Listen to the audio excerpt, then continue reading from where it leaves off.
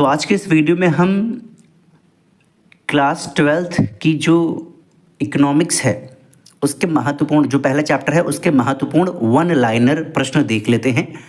इसके दो पार्ट्स आएंगे। आज की इस वीडियो में हम पहला पार्ट देखते हैं। पहला प्रश्न है, आधुनिक अर्थशास्त्र के जनक यानी फादर ऑफ मॉडर्न इकोनॉमिक्स कौन है? तो एडम स्मिथ हैं। ठीक है। दूसरा प्रश्न है, एडम स्मिथ की प्रसिद्ध पुस्तक का नाम क्या है? तो उनकी प्रसिद्ध जो पुस्तक है उसका नाम है द वेल्थ ऑफ नेशंस और इसका पूरा नाम है an inquiry into the nature and causes of wealth of nations. Nations ध्यान रखना, नेशंस है। ठीक है। और ये 1776 ईस्वी में आई थी।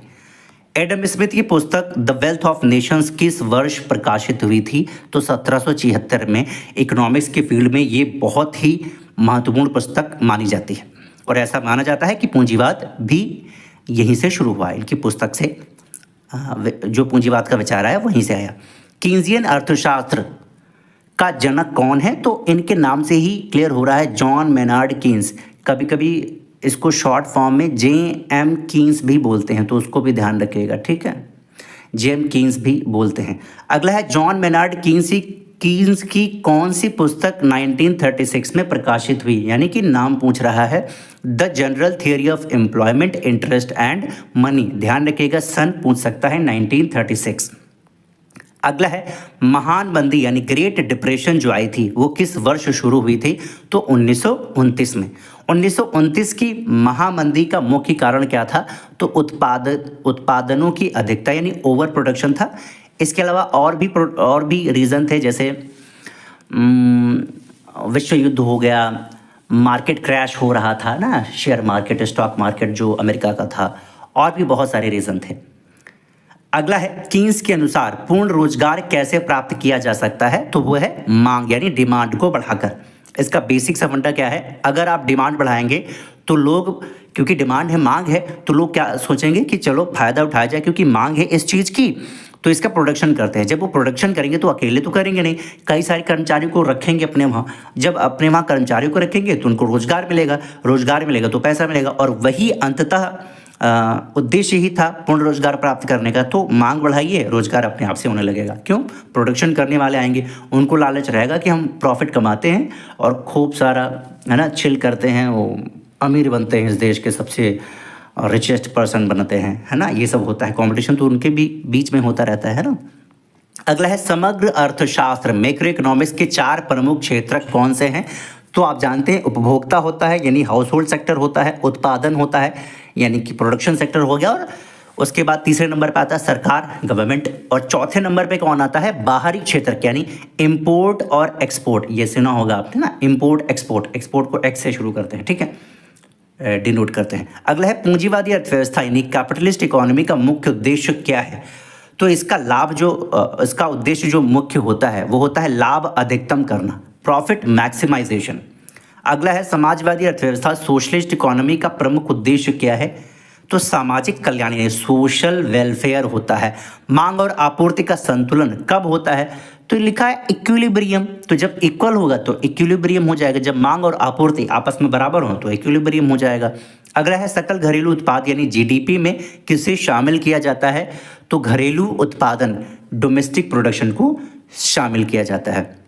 1929 की महामंदी के दौरान अमेरिका में बेरोजगारी की दर कितनी थी? आई थिंक 2-3 बार ये पॉइंट आ चुका है, तो ध्यान रखिएगा, 25% तक। ठीक है। सकल राष्ट्रीय उत्पाद यानी जीएनपी में क्या जोड़ा जाता है?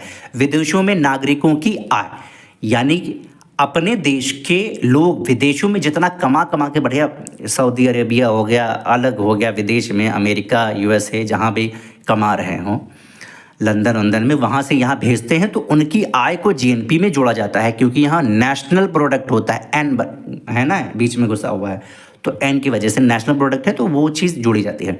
न्यूनतम समर्थन मूल्य यानी मिनिमम सपोर्ट प्राइस का उद्देश्य क्या होता है? किसानों को लाभ देना।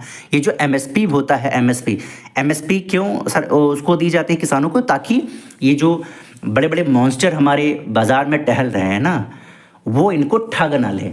अगर ठग रहे हो तो सरकार ने एक फिक्स प्राइस रखा है कि अगर कोई आपको बहुत ही कम आपके प्रोडक्ट जो आपने बनाया है, उत्पादित किया है, उसके दाम अगर ये लोग कम दे रहे हैं तो हमारे पास आ जाना। किसानों से ऐसा कौन कहती है? सरकार कहती है। ठीक है, मान लीजिए उनकी जो प्रोडक्शन लागत आ रही है वो 14 आ रही है, और जो बाज़ार में वो सब खरीद रहे हैं वो 12 रुपये में खरीद रहे हैं, तो उनको 2 रुपये का लॉस हो जाएगा, तो वो जिंदा कैसे रहेंगे भैया? तो सरकार कहती है आपकी 14 रुपये आई है, हम आपको 18 रुपये के हिसाब से देंगे, तो उनका फ़ायदा हो जाता है। अगला है मांग की लोच, इलास्टिसिटी ऑफ डिमांड किस पर निर्भर करती है? तो वस्तु के प्रकार पर निर्भर करती है। ध्यान रखिएगा, वस्तु किस प्रकार की है इस पर निर्भर करती है। जैसे नमक हो गया, नमक और दवाई हो गई, ये सब बहुत ही कम लोचदार होती हैं। क्यों? क्योंकि ये बहुत ही ज़रूरी चीज़ें हैं। ठीक है, लेकिन जो लग्जरियस आइटम होते हैं, लग्जरी वाले, उन जिनके बिना हमारी ज़िंदगी ऐसा नहीं कि रुक जाएगी, उनके बिना भी हमारी ज़िंदगी कटती रहेगी, तो हम वो क्या करते हैं, वो बहुत ही लोचदार होती हैं। ठीक है, अगर उनकी प्राइस बहुत ही कम हो जाए तो लोग डिमांड बहुत ज़्यादा बढ़ा देंगे, और प्राइस अगर बढ़ जाए तो लोग कहेंगे अरे छोड़ो, है ना, अंगूर खट्टे हैं, वो याद ध्यान करिए, वैसा वाला। ठीक है, जैसे लोमड़ी कहती है अंगूर खट्टे हैं। सरकारी घाटा, फिस्कल डेफिसिट क्या दर्शाता है? तो कुल व्यय अधिक हो जाता है कुल राजस्व से, तो सरकारी घाटा हो जाता है। एडम स्मिथ के अनुसार अदृश्य हाथ का क्या अर्थ है? बाजार को स्वचालित रूप से संतुलित करने की प्रक्रिया है। कीन्जियन क्रांति यानी कीन्जियन रेवोल्यूशन का मुख्य आधार क्या था? तो सरकारी हस्तक्षेप, गवर्नमेंट इंटरवेंशन। महामंदी और मंदी में क्या अंतर होता है? तो दोनों में अवधि का अंतर होता है। ये एक चीज़ हम आपको बता दें, टाइम ड्यूरेशन इकोनॉमिक्स में भी बहुत महत्वपूर्ण रोल प्ले करता है। ठीक है, ध्यान रखिएगा। इसी के वजह से महामंदी, महामंदी, रिसेशन, डिप्रेशन, कवरेज, रिकवरी, बहुत सारी चीज़ें बनती हैं जब आप बिजनेस साइकिल पढ़ते हैं। ठीक है, तो वहाँ पर ये चीज़ें आपको मिलती हैं। टाइम जो ड्यूरेशन होता है बहुत महत्वपूर्ण होता है। अगला है 22, 1929 की महामंदी से पहले पूंजीवादी अर्थव्यवस्था किस पर आधारित थे? तो बाजार स्वचालन, मार्केट मैकेनिज्म पर आधारित थे। ठीक है, क्योंकि पूंजीवाद में क्या देखा जाता है, डिमांड और सप्लाई क्या हो रहा है, उसी के हिसाब से प्रोडक्शन होता है, मांग होती है, वैसे रोजगार वगैरह चलता है। कीन्स की आर्थिक नीति का मुख्य उद्देश्य क्या था? बेरोजगारी को कम करना। बेरोजगारू क्या होता है? बेरोजगारी को कम करना। ठीक है, इनका मुख्य उद्देश्य था। अगला है पूंजीवादी अर्थव्यवस्था में संसाधनों का नियंत्रण किसके पास होता है? तो पूंजीवादी अर्थव्यवस्था की बात कर रहे हैं तो निजी व्यक्ति आ जाएंगे। ठीक है, प्राइवेट सेक्टर जो होता है उनके पास रहता है। 1929 की महामंदी के बाद अर्थशास्त्र में किस प्रकार का दृष्टिकोण उभरा? तो कीन्स का। ठीक है, इससे पहले कौन सा था? एडम स्मिथ का बोलबाला था, उसके बाद कीन्स का आया धीरे धीरे। और उसके बाद आधुनिक समय में आप जानते हो बहुत सारे और भी लोग आए, अमर्त्य सेन जैसे लोग, उनके विचार सामने आ रहे हैं कल्याणकारी वाला। हालांकि वो भी कल्याणकारी वाला था क्योंकि उन्हीं की श्रेणी में वो उनको रखा जाता है। ठीक है, कीन्स वगैरह को। तो ये पहला पार्ट हो गया। अगले वीडियो में हम और 25 मोस्ट इंपॉर्टेंट करेंगे। अगर वीडियो जैसे एक चैप्टर पे आई थिंक 5-6 वीडियो बन रही है, अगर ये आपको ज़्यादा लग रहा है तो हम थोड़ा सा कम कर देंगे, 3 ही वीडियो में कंप्लीट कर दिया करेंगे। ठीक है, तो जैसा आप कहेंगे। तो चलिए मिलते हैं अगली वीडियो में। Bye bye.